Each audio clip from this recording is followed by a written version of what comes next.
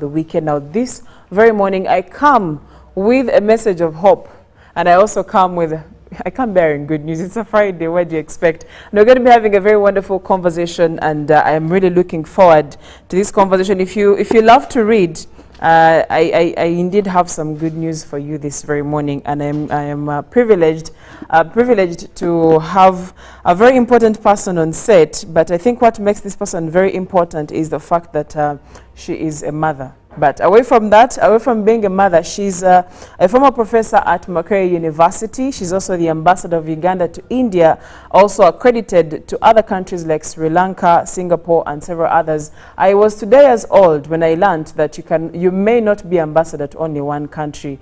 This morning I was schooled. She's also a former ambassador of Uganda to Ireland and UK, and formerly also ambassador of Uganda to Australia and New Zealand. But again, as I mentioned, in the capacity of a mother, I believe some of those roles, especially when you get home, you put them aside and you become the mother. And that is something that usually makes women very, very proud. And today we're going to be having a conversation that I believe is very fundamental, and it's going to be centered around triumph over adversity, but also we're going to be talking about writing. So if you are someone that loves to author or would love to write a book like myself, well, come aboard, let's have this conversation. And the lady I'm talking about this morning is, I don't know if I should say Her Excellency, I don't know if I should say Miss. I'm still failing to get the title to use, but which one can I go with? Her Excellency. Her Excellency Joyce Chikafunda. I don't want to mispronounce the middle name, so I'm trying my level best to stay away from it. But good morning and welcome to Good Morning Uganda. Yes, thank you so much, Madam Chantal. Yes. Thank you so much. Good morning, viewers. Good morning, viewers. I bring you warm greetings from New Delhi, India, yes, where I yes. represent you, as Madam Chantal has said, I represent you as your ambassador.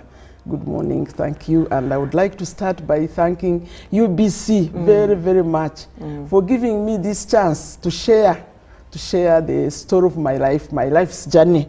Thank you so much. Great. And when you talk about the life's journey, with me, I'm holding a book, and the title is Triumph Over Adversity. And the first thing that I would love to ask about is, what is this book about? Yes, I can understand there is triumph, there is adversity, but in here, what do I expect to find?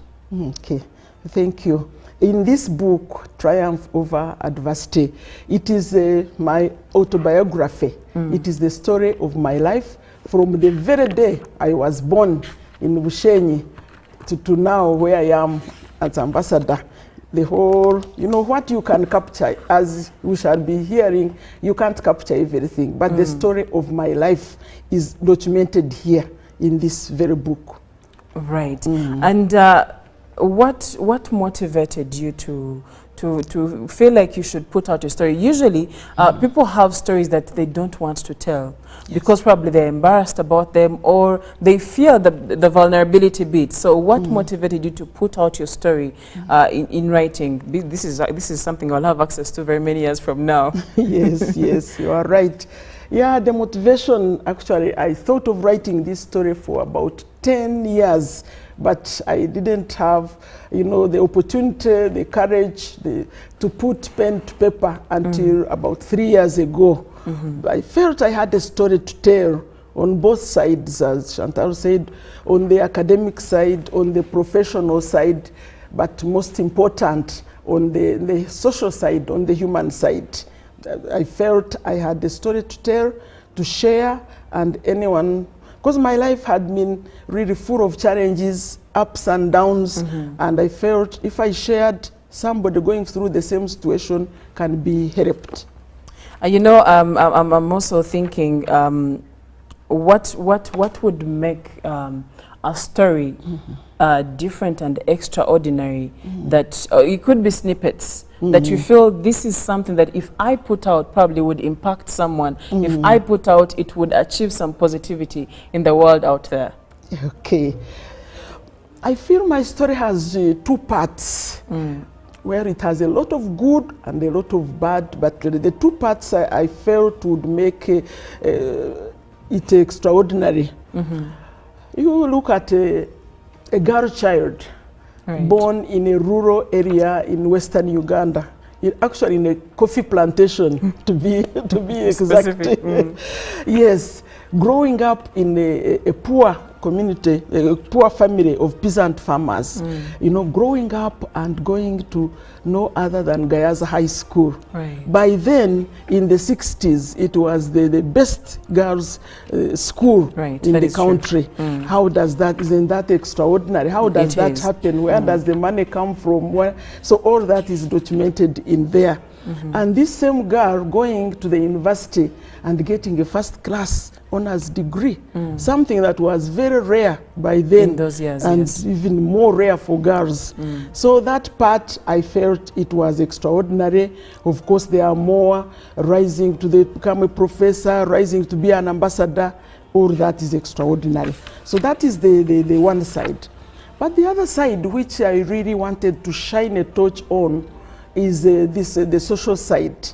I got married to the love of my life at the right age of about 25, but for 30 plus years, I was, you know, beset by childlessness. It's a subject that is probably taboo. People don't say it. Those who are suffering suffer in silence. For 30 plus years, I wanted a child, but no child was forthcoming. Which is, I think, in chapter 16 of the book. Of the book, yes. So when that challenge was overcome, how it was overcome, what I went through, the tears, buckets of them, Right. I felt really there are many women actually undergoing that problem. And they that is don't very know true. what to do. They think they are alone. So I said, I have a voice, why don't I share it? I would love to know just a little bit on how you handled even the pressure that Yes. comes with those years of childlessness, because Yes. lately there is a lot of pressure Yes. on girls and women.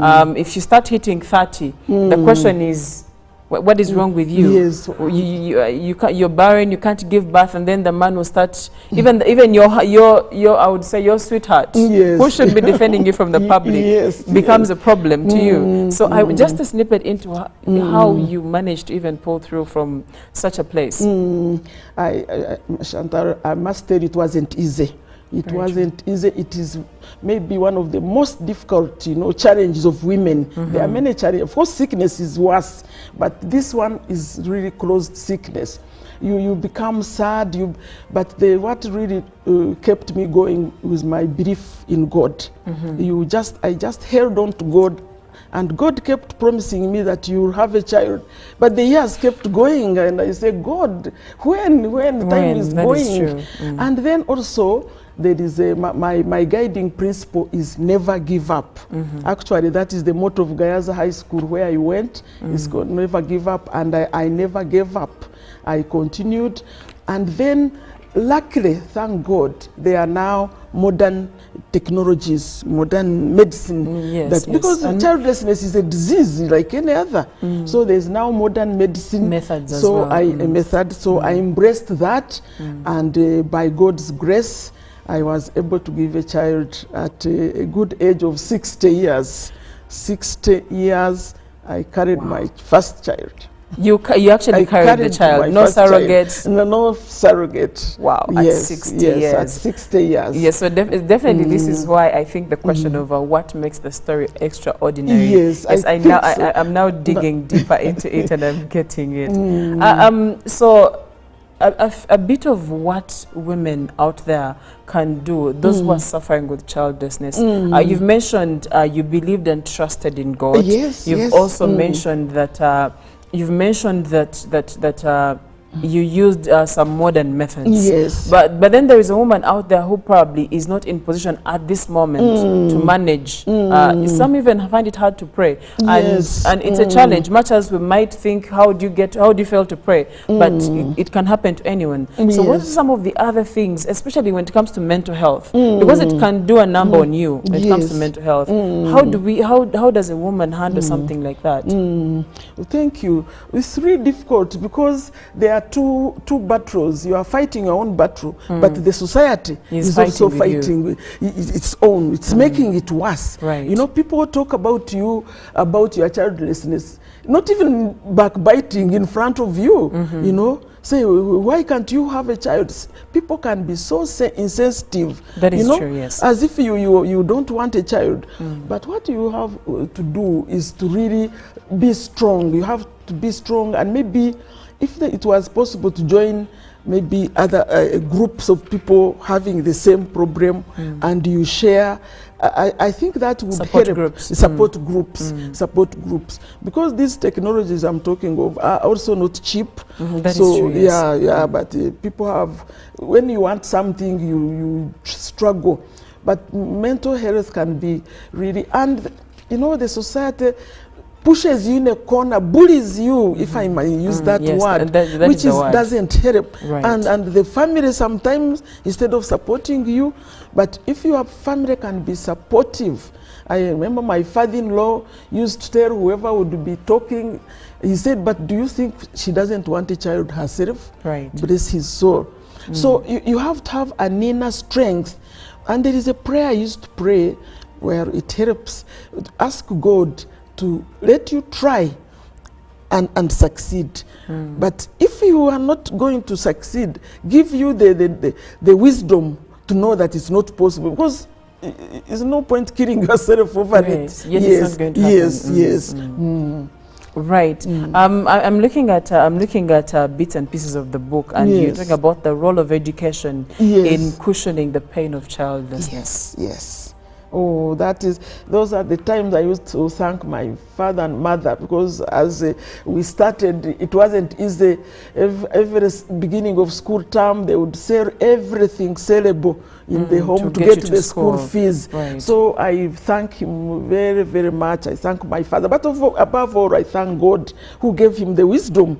Imagine in the 50s, you know, in the 60s, when I went to Gayaza, he had the wisdom. He wasn't educated himself, but he had the vision to see that this child of mine will need it. And indeed, because now when you are educated, you have a job, most probably, and you depend. Even exposure. So what really makes it difficult for childless women who don't have education, who don't have a job, is that they are depending on the man, on the family, for survival. So however badly they are mistreated, they can't go. Where do they go? But if you are educated, you leave such a household, and sometimes actually women leave and they get a baby.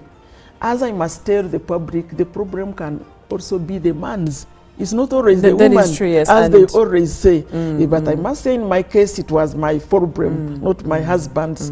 Yes. So education, you just continue doing your thing. You get a job, money, and you help. The most important thing is also to help other children.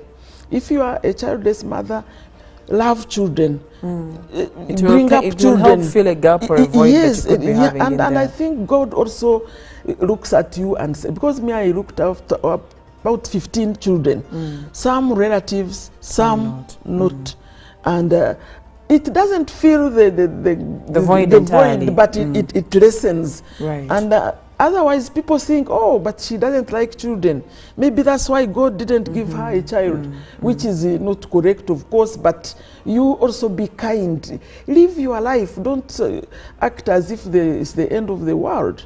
That is very true. Speaking of education, in the beginning when I was introducing you, I introduced you as former professor. Well, always a professor, always a professor. Former producer at Makerere University. Tell us about that bit of you. Oh, that's another big part of the journey. Right. Yeah, because I came to Makerere at the end of the 80s, and I pioneered the establishment of the Department of Food Science and Technology.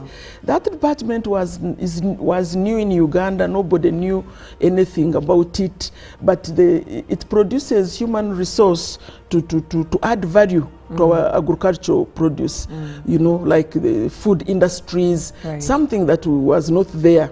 So I started that department at the end of 80s, beginning of 90s. Right. And I got a few people to join me because I had studied that very one in Canada as for my master's.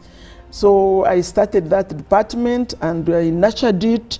And as I talk now, it has been transformed into the School of Food Technology, Nutrition and Bioengineering. Very important. To come from a department to school at Makerere University is very big. And that department is really important for national development. Again, it is very, very important. Again, another reason why this story is actually extraordinary. Yes. Let's cross over into your diplomatic roles. Okay. As someone who has been a diplomat in a number of countries, I'm now wondering how you're balancing. You sit in New Delhi or you sit in India. I'm wondering how you're balancing, and it's not for one country, how you're balancing those roles and the motherly roles. Yes. Especially, I don't think the child that you had is actually so old. They need your time and attention. How do you strike a balance between the family and your roles? Okay, thank you very much, Chantal. Thank you. Actually, the story is so complex. There are some bits of it that we left out because when I had that child at 60, one child, one girl, and we called her Blessing. Right. Blessing. Right. 3 years later, I had quadruplets. I had quadruplets, 3 girls and 1 boy. Still no surrogates. Well, those are details. Okay. Those are details. My apologies. Yes, yes. So now the first girl is 12 years and the quadruplets are 10. And I am with them in New Delhi and they are going to school.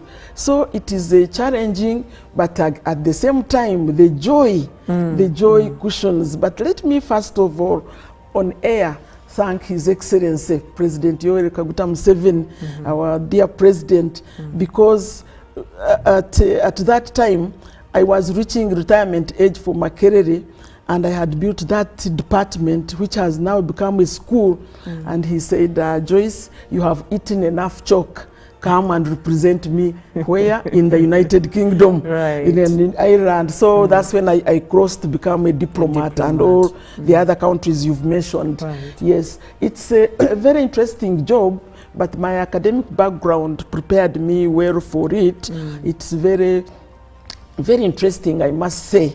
But for the question you ask, how I manage my family, I have a strong support group of my family, because as I told you, I raised children. Right. I was childless from my womb, but I had many children, and those children have now come to rely on me and help me with these young ones. Right. So that's how I manage, because my 5 children, we are in New Delhi, they are going to school.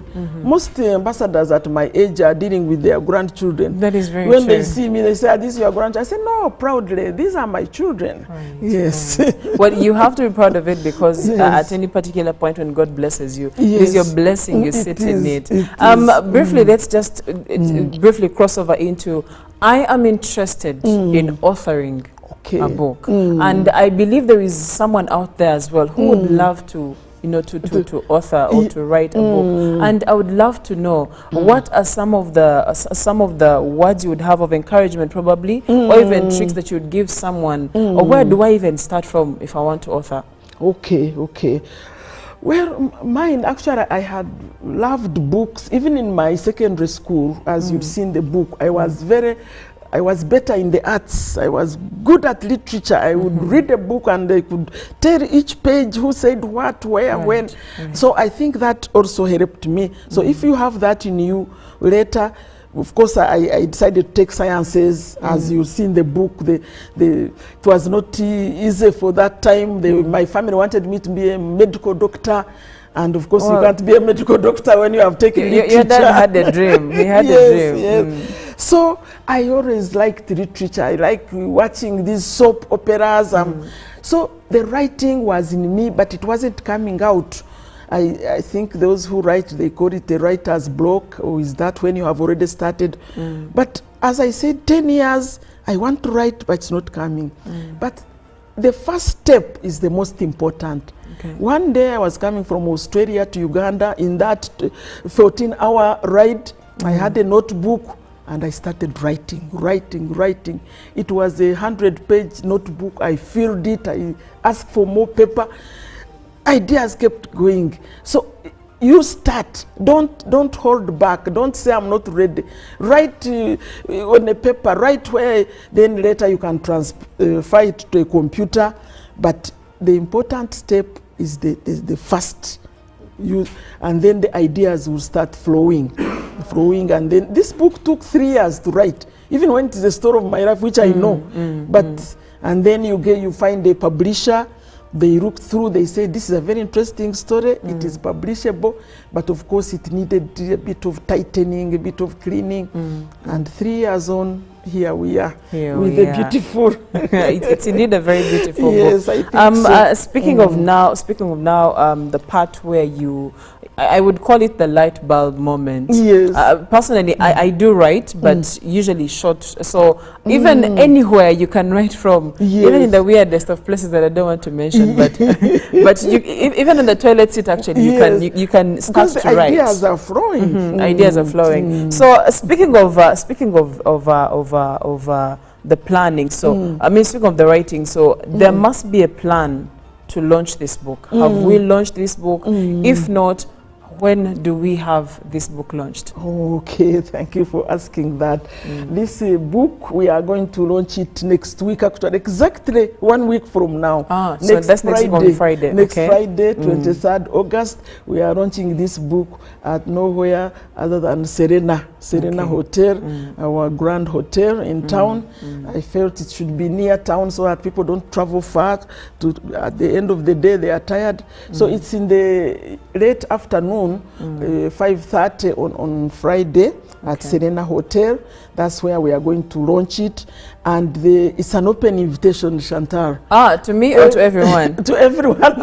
Okay. To you as my hostess Thank now. you. But everyone, anyone interested in any part of this story. Many people knew my story, actually. Even when they didn't know, they know of this Joyce, very nice woman, always smiling, but with no child. Actually, when I had a child, people said, no. Joyce, how come she's always smiling? With no child? I said, but how does she manage? Yes, but if you carry your problems on your head, who cares? People have their own problem. So you come to Serena, you are all invited, you are all my guests. Right. And what I have decided to do is that even at the launch, the book, I will sell it at the cost of the bookshop. Right. Because normally you have a lot of costs associated to the launch, and at the launch it's more expensive. But mine, I want it to be so special that at the launch people will buy it at the cost of the bookshop, because you will be my guests. You'll be, if somebody visits you, you give them food. Do you charge them? No. Yes. So that is something that I want people to come knowing they are coming as my guest. Imagine at the end of a week, you are going to Serena to see a book launch. It must be something that's interesting, either to you personally or to the author. So I would welcome you. Everyone who is interested, please come. Okay.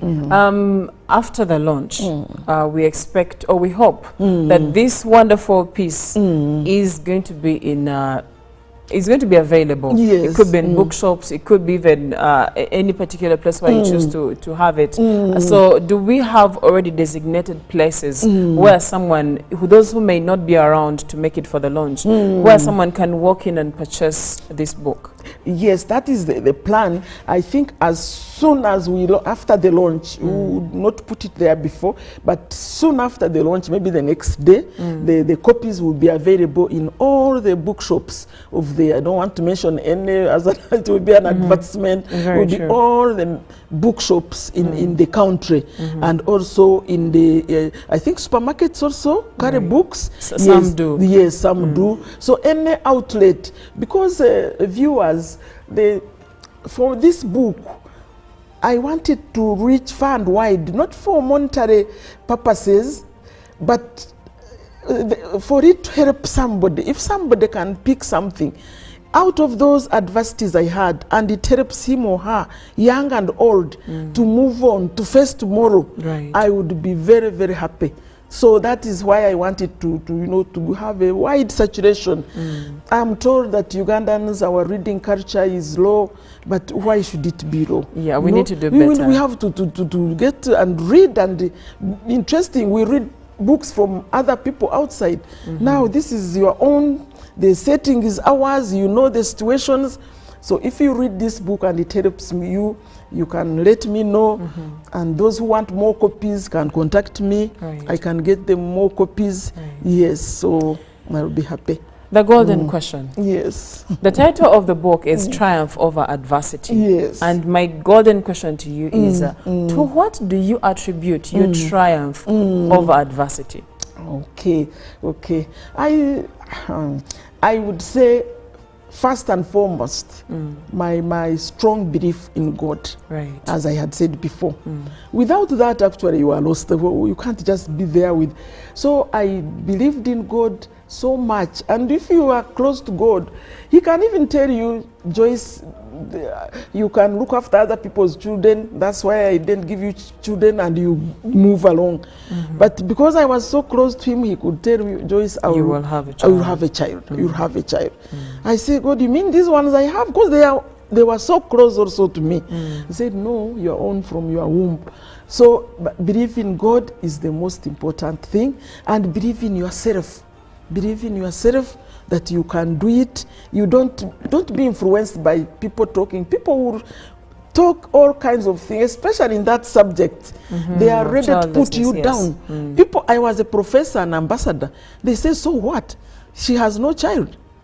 So what? Actually, when you bring it to say Luganda, or even in Luganda, they say Taina cha tugamba. Because as a woman, I think the primary picture of a woman is she has to give birth, she has to have children. And where that has not happened, in the time that society thinks it should happen. To tell you, Chantal, that problem, I really want to shine a torch. It is the most, those who have not gone through it, even a beggar, breastfeeding her child can laugh at you. That is true. In your Benz or whatever car you are driving, she can laugh at you because, and people say you are useless. What are you up to? So believe in God, believe in yourself, and do not give up. Because if you are 40 and you say I'm too old, you are 50.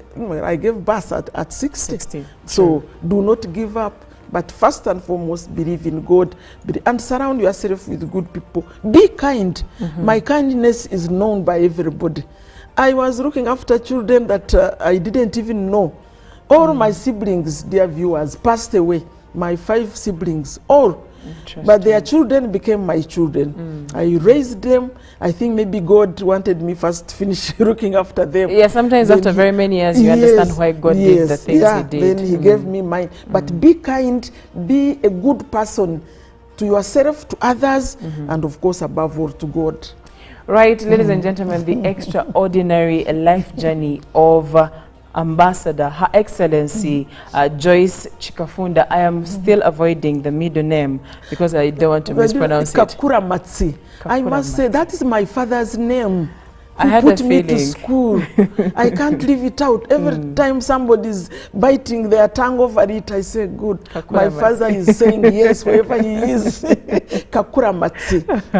And the interesting conversation has been centered on triumph over adversity. And when you get to have a look at this book, you will understand why this story is indeed extraordinary. As you can see, that is the book displayed on your screen right there. So you can get a copy. So are there copies that are available before the launch, or it is after the launch?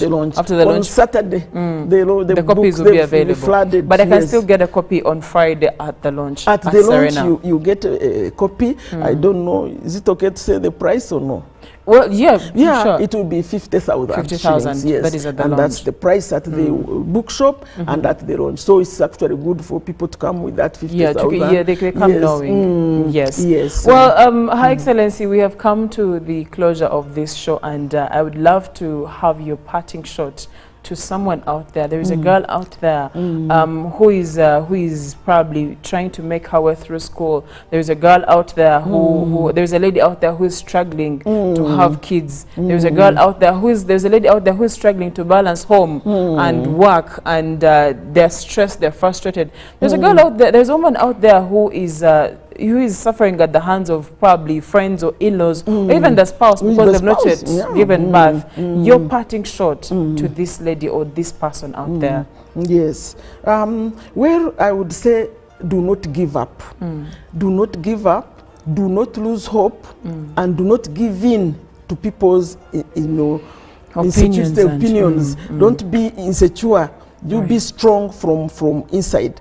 And if you read my story, let it energize you and give you the confidence, to reach for the stars, to go for your dream. So, but above all, do not give up and trust in God. Trust in God is also very important. And I also need to acknowledge my husband, and now that I've got this who didn't abandon me all these. Now I wanted to ask, but I thought the question would be so sensitive, so I let go of the question. He didn't abandon me, and that is how we have these beautiful children. And very soon we are now 48 years in marriage. So we will be celebrating our 50th. So I wish he's called Dr. Joseph Chikafunda. That's where that also the name comes Chikafunda name. from. Yes. Right. And my children, my beautiful five children, Blessing is the first one. Then we have Samuel, like Hannah's boy. In then the other one is Amazing Grace. Wow. Then we have Joyce Patience and Hope Mercy. Then, of course, my support group, Arthur, Stella, Enoch, and all the big children that help me move forward. Right, so much. Right. Her Excellency Ambassador Joyce Kakuramatsi Chikafunda. I pronounced it well. Yes, you got it. Well, ladies and gentlemen, you've been watching a very interesting conversation of a story on triumph over adversity, and I would encourage you, if you have the opportunity to purchase this book, next week on Friday, the launch happens at Serena, so please be there and make sure that you get a copy for yourself. Sometimes all you need is just one story like this, and you're out of that basement of rock bottom where you think you are. From me and the rest of the team, we are still here to usher you further into the weekend, so please do stick around. We have another performance that will be coming up later. For now, let's get into a very short break. We'll be right back. Live from UBC Studios in Kampala, this is Good Morning Uganda. Pick of the day on UBC. One-on-one with Michael Jordan Lukomwa. A weekly face-to-face conversation focusing on accountability, inspiration, information, and sensitization of the public from the various sources, such as inspirational profiles. Having a disability is not inability.